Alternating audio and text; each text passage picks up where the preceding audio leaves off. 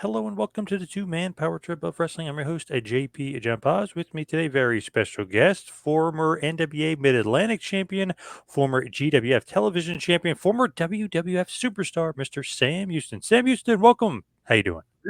Thank you very much. Thank you. Such an honor to be here. I'm having a good time. Thanks. So, what's going on in your world? What have you been up to? Well, let's see.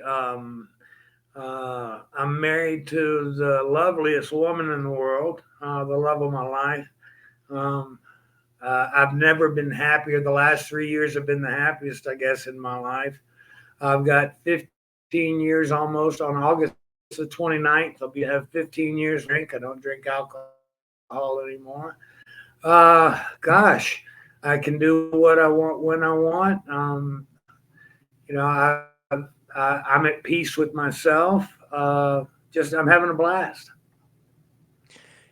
Anything wrestling related going on anymore? Are you doing Oh anything yeah, more I'm as far as still in the ring. I just wrestled at Ivan Koloff's memorial deal the other couple last month, 2 months ago, and then I just wrestled in Mountain City, Tennessee, 2 weeks ago or a weekend and a half ago. I held a seminar there, and a lot of guys got a lot of good talent, got a lot of good information. Ronnie Garvin even came down, so it was really cool. But yeah, I'm still in the ring. I don't wrestle nowhere near as much. I mean, used to I was wrestling 9 times a week, but now it's just once here and there. Like independent stuff, things that I feel strongly towards. nice? Still doing it. Still kicking ass and taking names. I love it.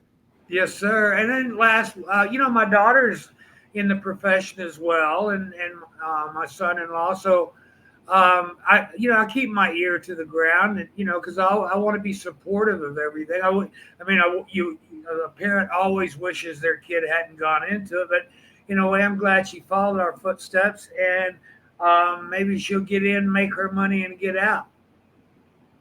Now, speaking of following in the footsteps, did your dad always want you to be? Because obviously Grizzly, he's in the business, wrestler. Did he want you to be in the business, or he didn't want you in the business? No, no, no. I'd had my tonsils taken out the year. Okay, gosh, all my life has been on the road. I mean, at 2 weeks old, my mom took me to the drive-in movie, and we saw a Connie Stevens movie, Irma LaDouche or something.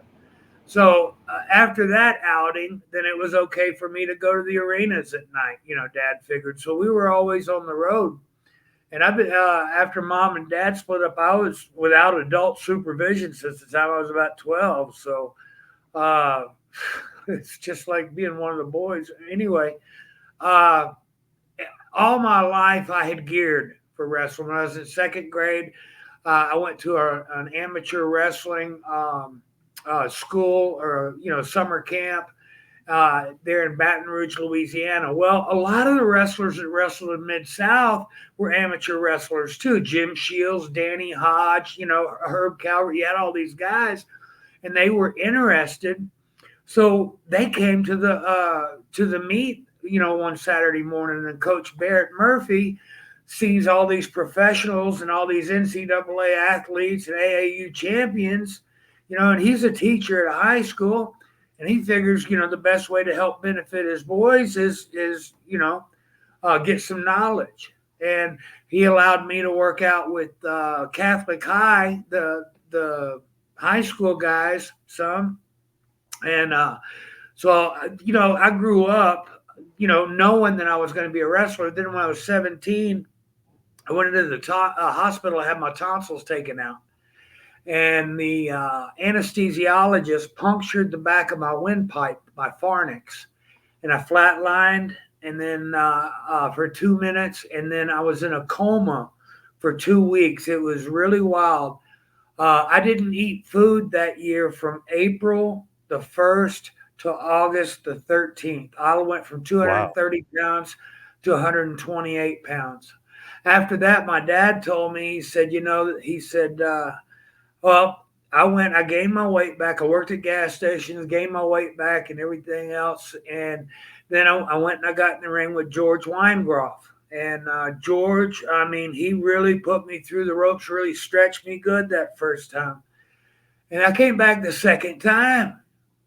And that second time, we wrestled, and he come to my dad. He went to my dad and he said, he's ready.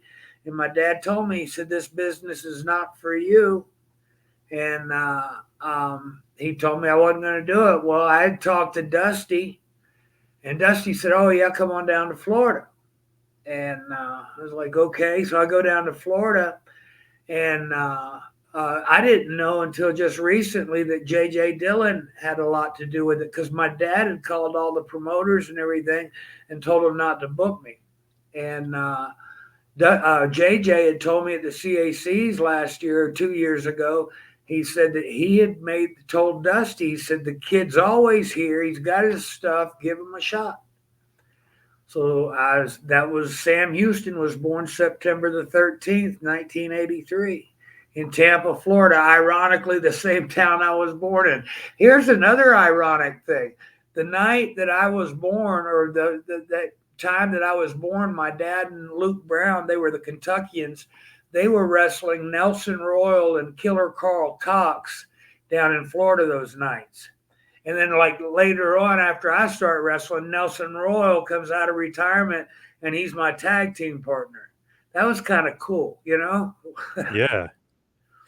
What was it like in Florida at that point? Because obviously, '83, Vince hasn't completely taken over yet. I mean, he took over WWF, but he hasn't taken over the world yet. Florida's still pretty hot there in '83 with Oh, Dusty. yes. Florida was great. I loved it, 3 months, and what was great for me, because, when you're young and breaking in, you need that constant work every night. I mean, you need to be on the road, and you need to be learning from the old timers. The business today has changed a lot from how it used to be. How it used to be, you get two or three guys in a car, especially for a young guy, and you're wrestling, or even if you don't wrestle, carry your bag and make the trip, because you're going to learn from these old timers. I was so blessed to be able to ride up and down the roads with Johnny Weaver, Sonny Fargo. Down in Florida, I was riding with Mike Davis, Mike Rotundo, Dusty. It was really cool. Hector Guerrero. I mean, a lot of trips I made by myself in Florida, and with the fella that did the souvenirs and stuff. But shoot, but you learned on the road. And then there was a lot of ribbon on the road too. You go up, pull off the side of the highway to go use the restroom, pee, and then all of a sudden you're left on the side of the highway, 100 miles from home. Yeah. We did that quite a few times. Yeah. Nice. I love that. Um, Now, as far as like moving on up in the business, like going to Mid Atlantic, how does that actually like happen? How does that occur? Is that JJ giving you kind of like the thumbs up? Is that Dusty taking you with him, or what? Like, Well, how do it you was move up? kind of funny for me because okay, Dusty had already made the call, I guess, after I'd been there 3 months. Because you want to change your talent. Now, you can't change your top talent, but you can change the faces on the underneath some. Yep. It was pretty easy. So Dusty had already called. He had it all worked out. But it was the end of December the 18th, or the December 19th was supposed to be the last day of CWF events until after the New Year. So, but the night before, Dusty had the first annual Orlando Jamboree, starring Boxcar Willie and Dusty and everybody. So it was my job to bring the band and everything, and I brought the band. Well, we had it at the Eddie Graham Sports Arena, and I gotta say, okay, I got fired. Okay. Okay. Okay. I get there. Dusty hands me a bottle of Jack Daniels. There's beer. I mean, beer, just big barrels of beer everywhere. We're drinking, having a good time. Me and the fiddle player became real good friends. Puddin' Russell was his name. Anyway, so only about 50 people paid, to come see the concert. And so it wasn't that big of a success as a concert. So me, being the wild child that I was, I start dancing all over the place, and I took my pocket knife out and cut the security rope down, and we started grabbing little old ladies up and dancing with them, and drinking and having a good time. And I was up on stage talking to Mike Davis. I said, "Say, baby, this may not be the greatest concert in the world, but it's damn sure gonna be the best party. Look at old dancing Sam." And I just started dancing around again. I went ahead and I started talking to Mike again. And his eyes got real big, and I said, "What's wrong?" And I said, "He's right behind me." And I turned around, and Dusty was there, and he goes, "You finished tomorrow night, baby." And I was like, "Oh Oh, my God." Then he came back and told me later that I start in Fayetteville on January the 2nd for Crockett. And I made it home. I went home for Christmas break, and that's when my dad pulled me aside and he said, "Well, Sam, he never left home, but I guess he didn't know where it was." And then I knew knew my wrestling name now. yeah, that's funny. He didn't realize, or maybe you didn't realize he knew you were Sam Houston yet. Oh yeah, I didn't know it. He said, "Son," he said, I'm the one of the lead matchmakers in the country." He goes, "I'm the." He goes, You got to think what I'm wondering when I see pictures of my own kid being sent to my house, you know. So Yeah. Yep. I just wanted to go out and make my own name, and that's what I did. I never tried to make it off anybody's back. I wanted to do it my way because I had seen what happened in Texas with the Von Erichs and how things were pushed on them and stuff before you're ready or anything like that. And oh gosh, I wanted the respect in the dressing room, knowing that those guys knew that I earned my position. I wasn't handed anything, you know. And thank God that my work was good enough to carry me all the places that I've done. Even after WWF, which a lot of people would say would be the pinnacle of your career, and this, that, and the other. I was paralyzed or partially paralyzed twice. But then after that, I hooked up with Charlie Norris, my tag team partner with the Renegades. My career had been over, but he got me back in the ring, helping working out with him, and we toured the world, Jack. We went to Japan 5 times. We went to New Guinea. I almost got eaten by cannibals over there twice. He almost got eaten once, but that's the second time I Jeez. almost got eaten. It was a wild thing, you know. My mouth fell. R.I.P. Charlie Norris, unfortunately. Yeah. Wow, what a friend. My brother. We're getting ready to honor him in July, so I'll be going. Well, I'm going to Madison, Wisconsin this week to meet oh gosh, what's the best way? An ambassador for the Red Lake Nation this week, and then I'll be going up for a dinner in July and the big powwow there and everything to honor Charlie and stuff. So I really can't wait. And I was inducted into the Red Lake Nation, or I've been a member of it, I guess, since the '90s, and I'm finally being able to go through ceremony. So I'll have my naming in July, and so it's one of the biggest honors and highest things in my life. And I'm so overwhelmed of all the blessings that the Creator gives us. I have really turned my life around, and I'm so thankful. And I'm thankful every day. I say it every day in my prayers. There's nobody greater or no one greater. When you look at, right, you in the business and your dad finally realizing you're Sam Houston, and as you really kind of making a name for yourself, what's your relationship all this time with your dad? Like, is it bad? Is it strained? Is it okay? What's the relationship with Grizzly? I don't know. When I was, I guess it's the same with anybody. When you see each other, it's hey, how you doing? But when you're on the road, you're on the road. It's not that's not first and foremost. And back then, you didn't call each other like it's not like cell phones. If you talk to each other on the phone, you're talking maybe once a week or something. So you were okay though? Not like Jake and your dad where their relationship was strained. You and your dad had a better relationship? Well, my dad, I mean, me and my dad were on the road, I guess, from the time I was 13. Well, we lived together from the time I was 12, 13 till I I left home and went to go start wrestling. Now he was on the road all the time, and from the time I was 15 on, I worked for the company too. I set the ring up. I was a gosh, I worked at gas stations and stuff, and took care of the boys' cars, all kind of stuff. But he was always on the road, and I was always home alone. Unless the shop was somewhere close or I was carrying the ring to it. Who got along with your dad the best out of you, Robin, and Jake? Would it be? Would you say yourself?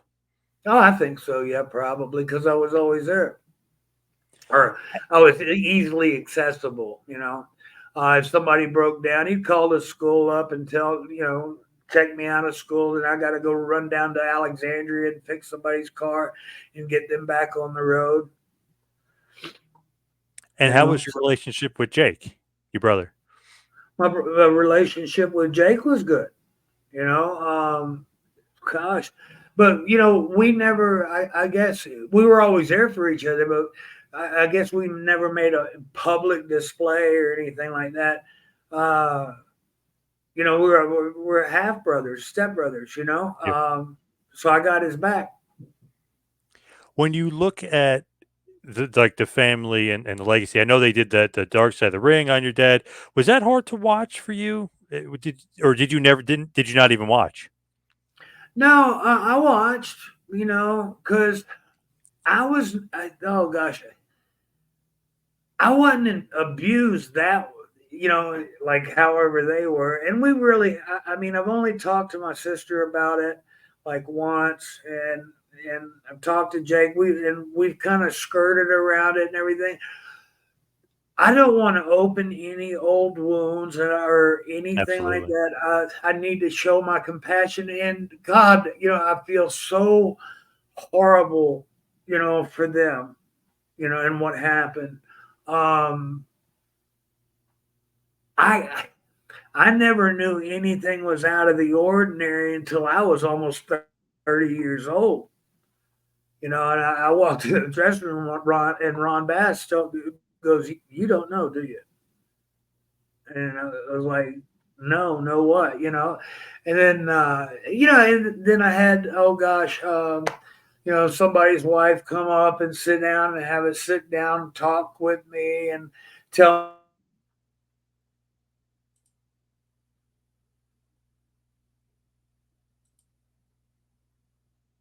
we look we'd stop and pick up, I guess, one of the girls that goes to the matches. A lot of people call them rats or whatever.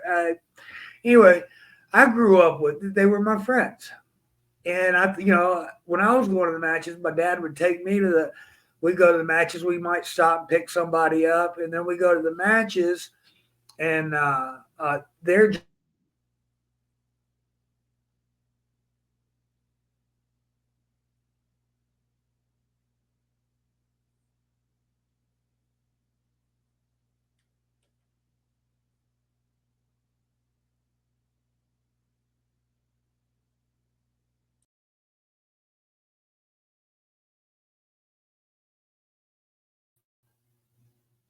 are we there? Okay. Yep. You're saying you picked some. I missed you. You said you picked somebody up for the matches. Yeah, he would stop and pick up one of the girls to go to the matches because blah blah blah because they were my friend, or he was oh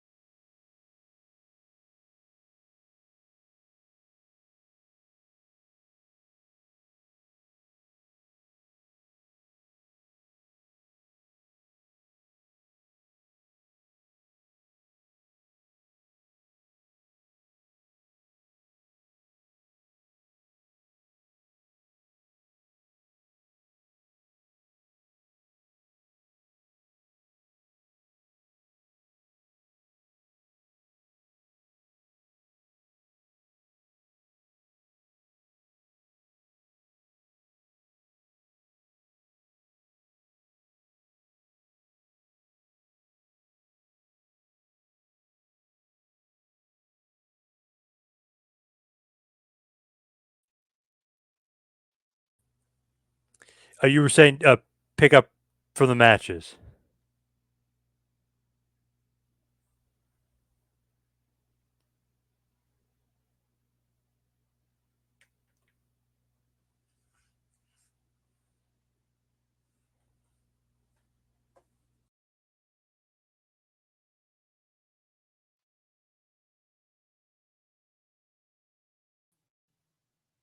Are we okay?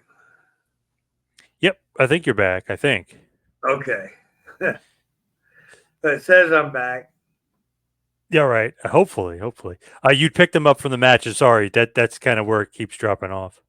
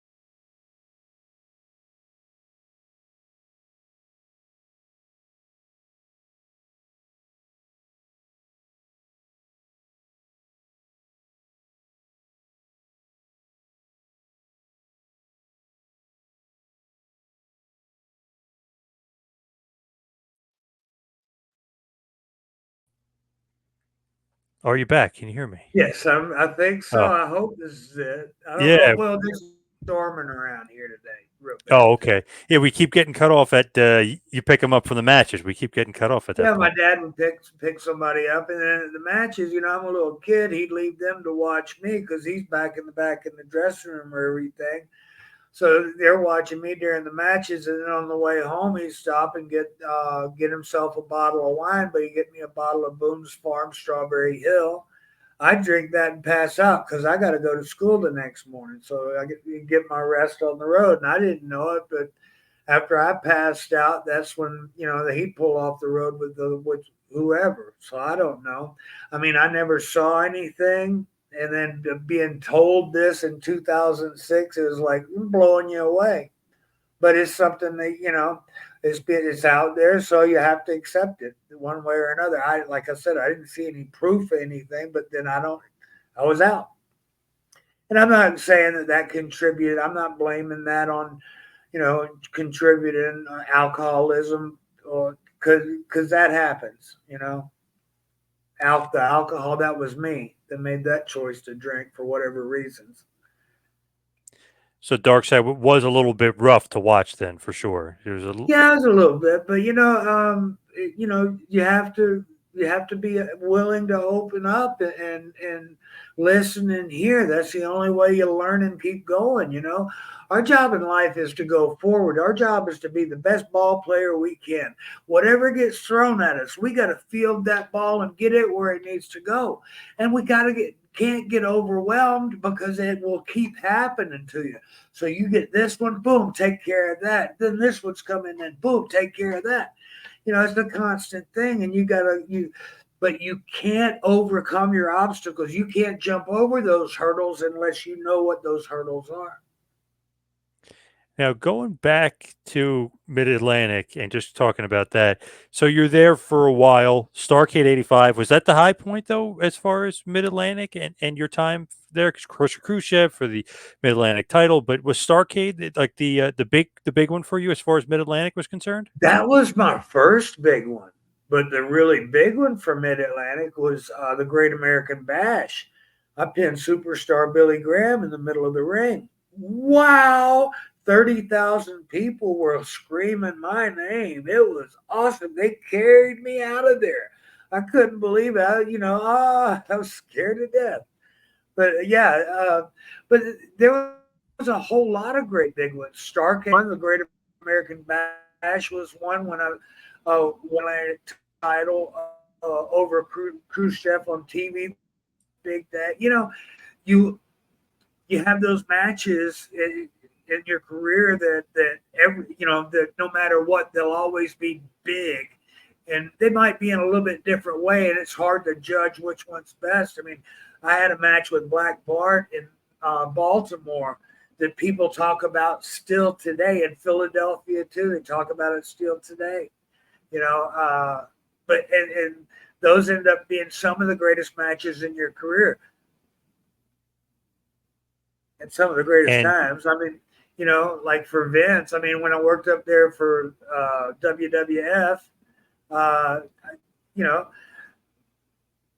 I was in WrestleMania 4 and WrestleMania 5 for the WrestleMania 5. I didn't even realize I was the number one contender for the Intercontinental title.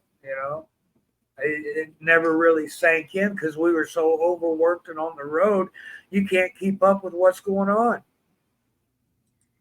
very true. How did you get in WWF, by the way? Is that through Jake? Is that why they brought you in? No. Well, it was kind of neat. Well, wasn't really neat. Uh, Gosh, we were in Kansas City, and we did a show in Omaha.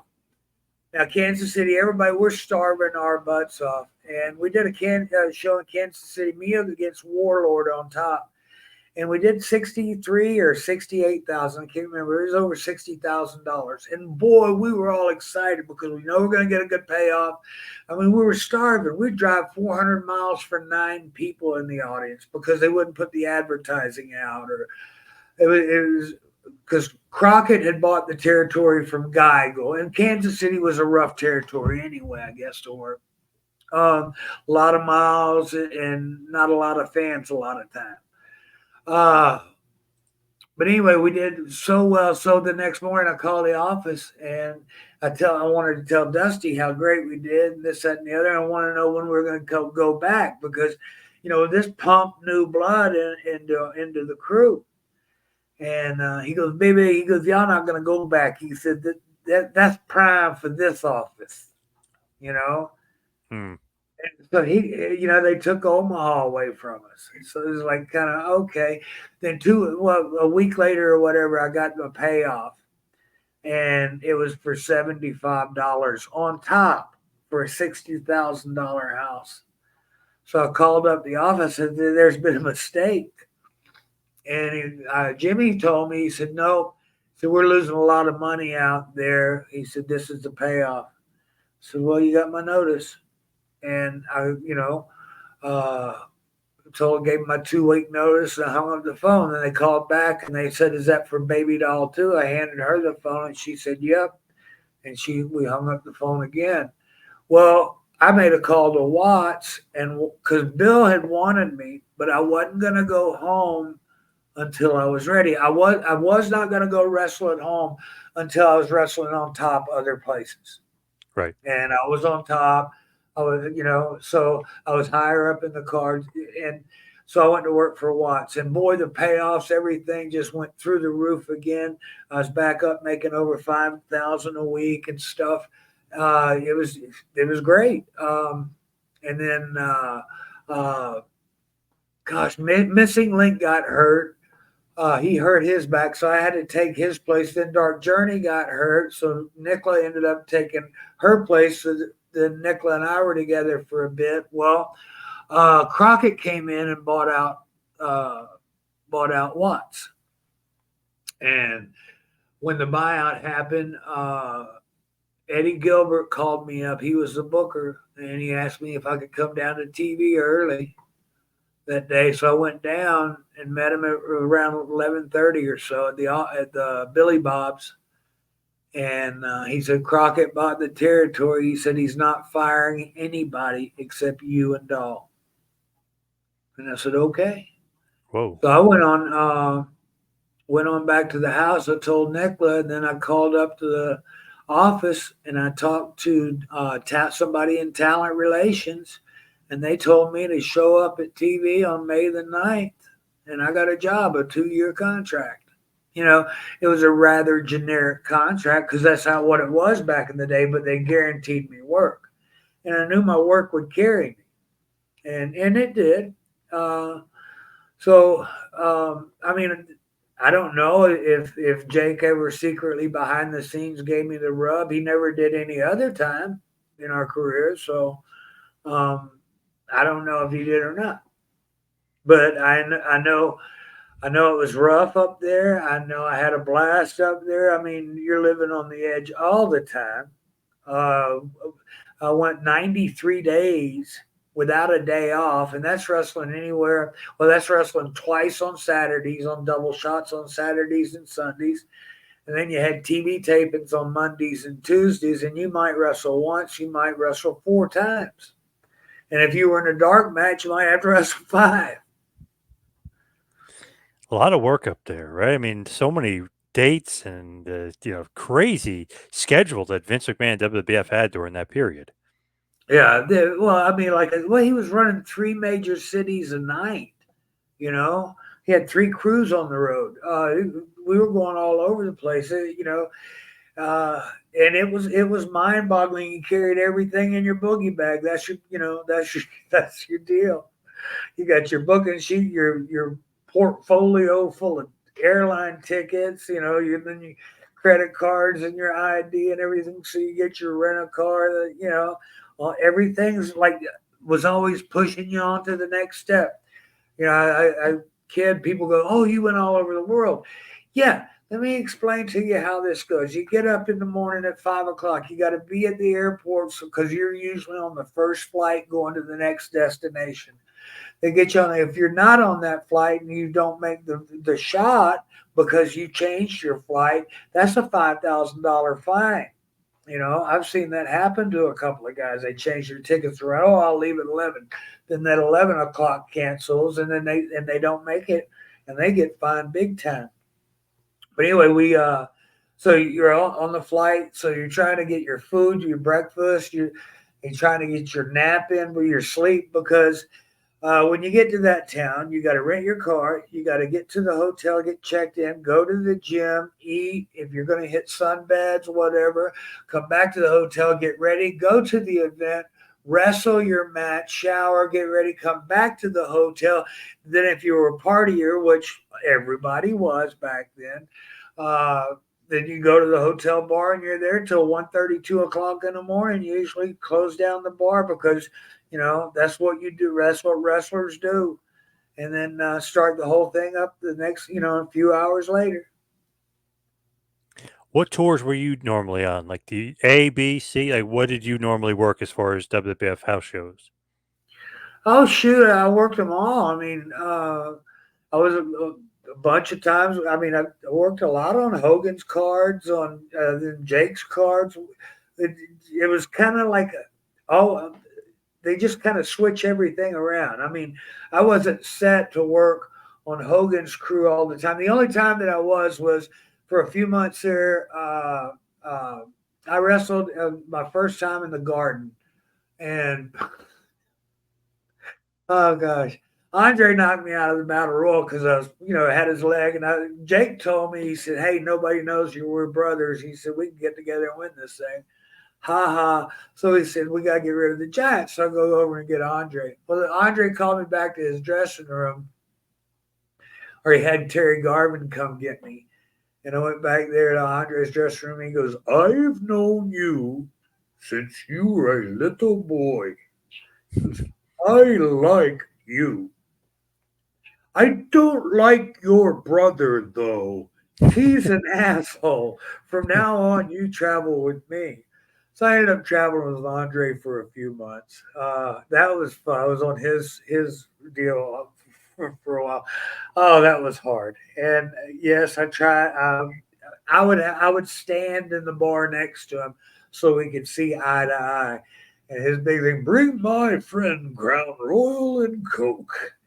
Oh gosh. But yeah, um, but yeah, I was on everybody's, I guess, deal because I got the opportunity. Me and Warrior Jim Hellwig, when he first started up there, they didn't put him on TV for a long time. We traveled together for I don't know how long it was, maybe a year or so. You know, uh, but yeah, we had a blast. So I was kind of on different stuff. That's interesting with Andre because it's you got to try to keep up with him, right? Drinking wise, which is Oh probably yeah, impossible. ain't no way, ain't no way. Oh God, ain't no way. But I try. I give it the old college try. I never went to college, but I tried. That is great. Yeah, so the stories of his drinking are uh, not They're not underspoken, exaggerated. Oh not gosh, let me exaggerated. tell you about the first time I met Andre. Okay, so me and my sister, well, we're all excited because all the press. We used to get to take care of the wrestling programs for Laranger when we were young. 50 cent programs or whatever. So we find out through the programs that Andre's coming. Well, Andre's coming and he's going to be Dad's tag team partner. Now, my dad at the time, was billed at 7 foot or 6'10", whatever. Um, so Andre and Dad are so we had stapled the a program with Andre as the centerfold and the program old programs, and then one with Dad as the centerfold, stapled them back to back with a paint stick in them, and then with a little card that said "World's Tallest Tag Team." I Andre, see. yeah.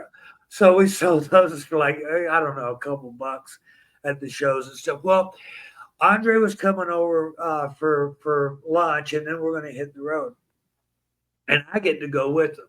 Well, my mom was going to make our favorite dinner, and that was chicken fried steak, rice, and gravy.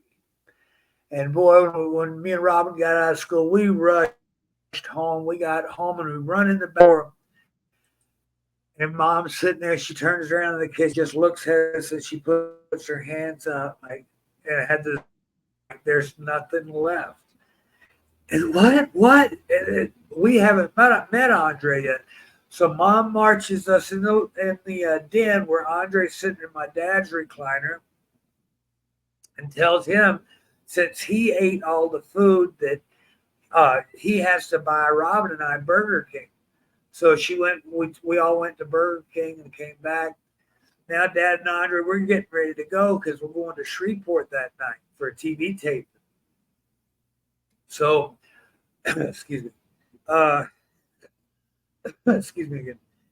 So we're going to go to the TV tape. And what Mom told us that Andre had eaten 22 chicken fried steaks, pieces of chicken fried steak. He cleaned out all the vegetables, ate all the mashed potatoes. I mean, the rice, the gravy, the everything. Just ate everything. That's why he had to buy dinner. So we go to the matches in Lafayette, and it was Shreveport TV, I guess, the next morning.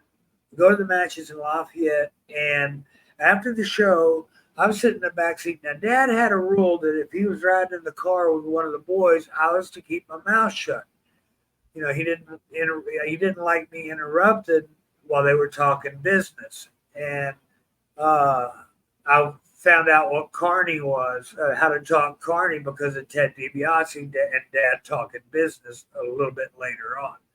But anyway, so we leave the matches, and Dad pulls up at a convenience store and he asks Andre, he goes, "Hey boss, would you like some beer?" And Andre said, "I'd like two, please."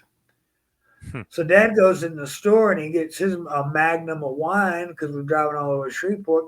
And he looks over there and he looks and he goes, "Oh, I'll get him a whole 6 pack." So he got Andre a 6 pack and he come back out to the car. And he sat in the car and he gave him the 6 pack. He said, "You're a big guy. You can drink more than two." And Andre goes, "I meant 2 cases." Oh, Jesus. So Andre went in the store and got 2 cases. So it comes back, and Dad got me a bottle of Boone's Farm. So we drive from Lafayette to Alexandria. We get to Alexandria. There was a 7-Eleven that my dad had stopped a couple of robberies at on the outskirts of town. And we always stopped there. Uh, and when we stopped there, Dad got him another Magnum wine. I filled up the car. Andre got another case and a half of beer. I'm the only one who went to the restroom, though. So we're back in the car, and we get about 70 miles north of Alexandria in a little town called Natchitoches, Louisiana. And all of a sudden, the bubble gum lights are behind us. They're all lit up. And I look back. Well, Dad hasn't noticed it. Him and Andre are sitting there talking and laughing and carrying on and having a good time. So I said, Dad, my dad says, son, how many times have I told you not to interrupt when we're talking business? I said, yeah, but Dad, and Dad said, son, do I need to pull this car over? And I should have said, yeah, but I was like, oh no, if he pulls the car over, I'm getting whooped. No. Okay. So I kept my mouth shut. Well, about 3 or 4 minutes goes by. We're still driving down the road, and Dad hadn't noticed the lights. And I pipe up again. I said, Dad, and Dad told me again. He said, son, and I was like, okay, I'm gonna keep my mouth shut. Finally, Andre said, no, my dad said, he goes, boss, he goes, we stopped at that store a while ago. He goes, I didn't go to the bathroom. He said, he goes, I wouldn't, it wouldn't hurt me to pull over and check out the back of one of these signs. And Andre goes, I could pee too. So when they pull over on the side of the road, boy, the police officer jumps out of his car and he comes back there and gosh, he wasn't 6 foot tall. He was a small guy. And he's got the ticket book in his hand and he's writing and writing. He's got writing the license plate. And I'm sitting in the back just looking. Now, it takes Dad and Andre a while to get up and straighten up. And that police officer, he's writing away. And then I see when he sees them start getting up, they're about 3/4 of the way, and then they start standing all the way up. And the cop looks at both of them like that, and they were all happy. Oh, oh, oh, oh. And he threw his ticket buck and pen in the air and got back in his car and left. Yeah, I wouldn't want to run into those two guys, cop or not. Oh my God, yeah. Yeah. Well, like I used to think, people come up to Andre and tell him something stupid like he's big. He's the most recognizable athlete in the world. His last name is the Giant, and you're going to come say something stupid. I love That's why I that. like to point down behind somebody and have them stop and turn around. Yeah. Oh my God. But We were at a restaurant. My wife and I were at a restaurant the other night, and people come up and wanted to take some pictures of me. So I took some pictures and everything. And I told her, I said, I think I'm going to start going to Walmart and just walking up to random people and say, hey, will you take a picture with me? See how they react. yeah. But anyway, it's blessed. It's a blessed life. Just going back to WWF, obviously WrestleMania 4, you just said the Battle Royal Survivor Series 88, you're part of as well. Big team, the Beefcake Ultimate Warrior team together. The WWF run, did you ever expect more? Was you ever promised more by Vince? Because you always hear stories of Vince I was promised saying, everything. he promised stuff. Yeah, I was promised everything, They said, oh, we're going to give you 3 months off to go home and blah, blah, blah, blah. Yeah, I got promised everything, and they didn't come through on it. So WCW, called me up and said, hey, we got some work. I was like, okay, give me a shot. Went down to WCW, and then, I ran into personal issues after that. My separation and split with my wife and everything, and I just went over the edge. It was too much, and I guess overload, and I was off to the races. Just couldn't handle it, couldn't hang. What were some of the promises WB as far as like were you going to get a push? Were you supposed to get a title? I was going to get a merchandising contract with the action figures, the T-shirts, everything. But I was going to, I'd been promised that they were going to push me, boom, Which, look, the guy, gosh, he's built one of the most successful companies, in the universe, I guess, or in the world, and so he can make the rules, whatever rules he wants to make. What he's trying to do is keep his talent happy so he can get the most out of them. So, ever a promise of like Intercontinental title or anything like that, or no? Oh, I don't need promises like that. Cool. The belts are cool and everything, fun to have and stuff like that. But really, it's not needed. Look, the other night when I was wrestling in Mountain City, Tennessee, okay, the building was sold out, and I was the 5th or 6th, 7th match on the card. And it was a lot of the young guys and stuff. But they came to the seminar and they kept it to wrestling, which I was proud to see of that. And there was a lot of stuff going on, but the pop of the night, the loudest pop of the night was when I turned over. The guy put Really? me in a figure four leg lock, and then when I was able to reverse it, boom, it was a big explosion. That was the biggest pop of the night. It's that easy. I don't have to have, how much a title weighs? I got some replicas here. Here's I got a replica AWA title. Oh, I nice. won this. My grandmother kept, her and Jimmy Garvin were just going at it, and my grandmother Sarah was a nut. Anyway, they were busy, and I was sliding over, and I just walked up behind Jimmy Garvin and schoolboyed him, and won that for a month. He won it back at the next show in Sumter. But my yeah, I don't know. You don't need that. That weighs 15 pounds. I don't want to carry that everywhere. Yeah, I'll let me carry. Bill Apter gave me his one of his paper ones that he has when he does his seminars and stuff. He put me in the figure four leg lock. He put me in the figure four leg lock too, and I was able to get out whatever. Anyway, so I won the belt. Well, I'd rather take Bill Apter's paper title because instead of one of these. I mean, these are cool to take pictures with, but they're heavy if you got to carry it. Of course, yes. How come no, like, figure deal? How come no merchandise? Because you were there for, a few years, so how come that never came to fruition for WWF? No, I was there like 4.5 years, almost 4.5 years, and never got approached. Then I got told by Vince after, oh, when you come back, you got to give you 3 months off. You'll come back, we'll bring you in strong. Boom, get a big push. This, that, and the other. We'll do the merchandising. You'll get a because Jake had done well. I think Jake's first payoff on the figures or one of them was almost $90,000. It's like wow, I want to be making part of that too. But I was off. I was told I would get it, but I never did. So Man, that's just one of those things that stinks because that era is like when Vince was like the marketing and licensing was really coming huge in that point yeah, in time. yeah, and I like sitting back now. I'm kind of glad I didn't because now if I want to do something, I can.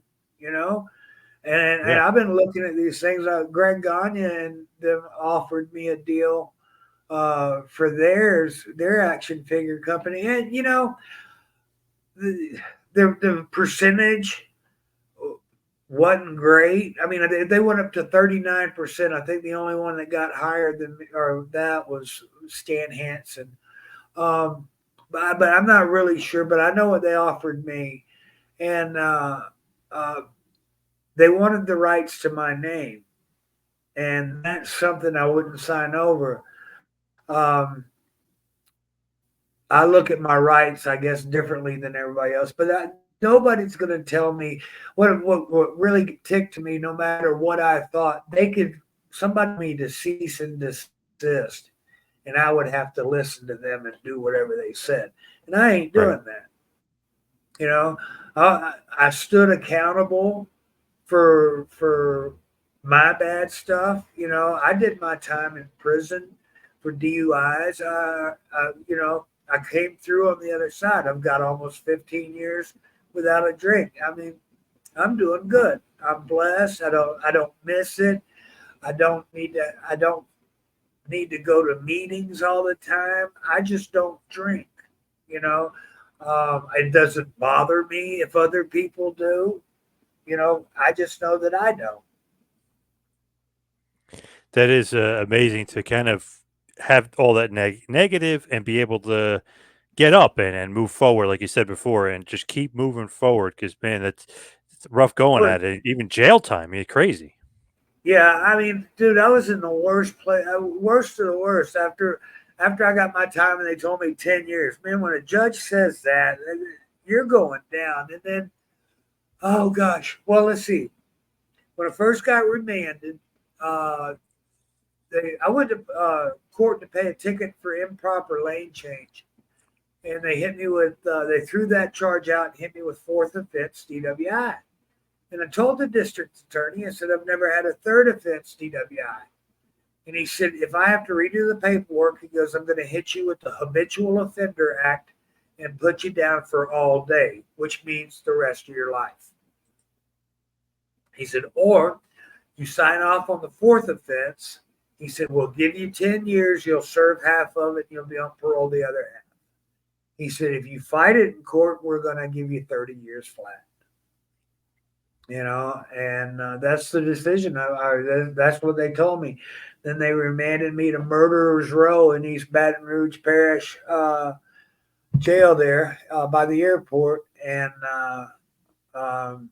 put me on Murderers Row. Like I said, I was on a row with 39 of the most the worst people you could be with. Murderers. One guy, my cellie, shot a guy 3 times and poured gas on him, lit him on fire, but the fella survived long enough to make to do a tape deposition. So this guy, I was in there with some pretty bad stuff. And when I walked in there, when they put me in there, they had me chained up. They took the chains off of me, and this old black man came up and he said, "My name's Matthews." He goes, "I killed 3 white women. What'd you do?" I looked him dead in the eyes and I said, "Improper lane change." They were like Yeah. kind of like backed off away, and maybe that's that my size and everything else helped me. But and thank you, Dean Malenko, for I would ankle pick people and put them in a Texas clover leaf when the bad stuff started happening. But I was there for till I got my time. And then when they shipped me to a maximum security disciplinary camp, which is the worst of the worst of the worst. You're in there with the people that can't keep it right in prison, that are, and you're in a dorm setting. It was I don't know, like Thunderdome every night, 2 to 5 fights a night in the dorm every night. I'd been there 7-8 months, and then I got in a pretty big one, and I whipped some boys, and the warden found out who I was, or found out, had me come in and talk to me. He said, "You shouldn't." He said, "Your probation parole must hate you." He said, "You shouldn't be here." He said, "You've never been anything but a model prisoner." And then he sent me to J. Levy Dabadie, which was the only Class A trustee camp in the state, meaning that you could go outside the fence and work for the parish or whatever. I worked on the road crew for 7 months, and then on the Air Force Base, cutting, running a John Deere tractor, cutting down firing ranges. That's Whoa. scary. Whoa. Yeah. Intense. Yeah, yeah. You're sitting there, you're wearing a prison jumpsuit, and you're out there on a John Deere tractor cutting down bush hogging firing ranges, and then people Man. got live ammunition. So Yeah. just but I worked really hard in everything I did, and it got me benefits. I was able to get a cup of coffee sometimes when I wanted to. It was rough. It was hard. It was bad. But I made it through, and I made it through a lot because I kept our Creator, I kept Yahweh, I kept my God in my heart by my side. I made a promise. Let me go back to they put me in there into the place. Well, I've been there 2 days, and I hadn't got just no rest, no everything was just tearing me apart. It's so loud. People MF this, you heard me. Oh, I hate that. Anyway, after 2 days of that, they're telling me 10 years. I couldn't take it, so I took my sheet and I slid it up and I braided it together and I made 2 nooses. Now I tie knots offshore and stuff on oil platforms and stuff. I know how to tie a knot, Made two nooses. I wrapped them around the bars. I got on the top rack. I put the nooses on my neck. I was in a crouched position. I knew I had to jump out as hard as I could, and that would snap my neck because I didn't have very far to fall. It was only 5.5 feet or so. And I got up there and I said, God, only you can stop this now. And I jumped. And when I hit the ground with such force, the soles of my feet were bruised for weeks. Both nooses broke. They didn't tear, they didn't rip. They broke, they failed. I carry part of the one of the sheet in my Bible now. Um, I dropped to my knees and I promised God I'd never try to hurt myself again. Five Wow. days later, the guards came and they chained me up and they took me to the chaplain. They opened the door. The chaplain said, "Your mom's dead. You can use the phone." Picked up the phone and made arrangements to make it to the funeral. I made it there in chains and an orange, but I made it. You know, Wow. and I got back that day and I dropped to my knees. Now I hadn't drank since August, and it's January now because I knew I had a problem. I dropped to my knees that night or that day, and I promised God I wouldn't drink again. And that's a promise that I'm glad to say I've kept. And my advice is, to everybody is out there. There comes a point in time in your life when you got to stand up. You got to draw a line in the sand. You got to step across that line, and you got to say, "I ain't going back." You know, you got to believe in something. We're better than all of this. Um, we can go on. We need help. And in Scripture it tells me I can do all things through Christ who gives me strength. And that means that doesn't mean I can do a little bit here and a little bit. That means I can do whatever I set my mind to. I can do Love it. all things. That's what I try to do. You know, and I Well, want people. My big message to people, I'm not going to try to tell people. I'm not going to try to shove anything down anybody's throat. But what I want you to do is realize there's something more to you. I mean, more than you. There's a force bigger than you that controls. You know, have a personal relationship with our Creator. Be saved. I want to see everybody in heaven. We're not. I won't. You know, but I'd like to, and that would be the most precious thing I could offer anybody out there would be eternal life, and I'd like you to pursue it. Just check it out. You can do it at your own pace. But just get to know your Creator and ask Him. absolutely. As we hit the wind down here, head towards the finish, just got to ask, what's the favorite territory you ever worked in? What's like when you look back, what's your favorite? Oh gosh, I really okay. I love the Carolinas. I love Florida. I loved Louisiana. Gosh, uh, because all of them are home to me. You know, my grandmother, that part of us were from the Carolinas.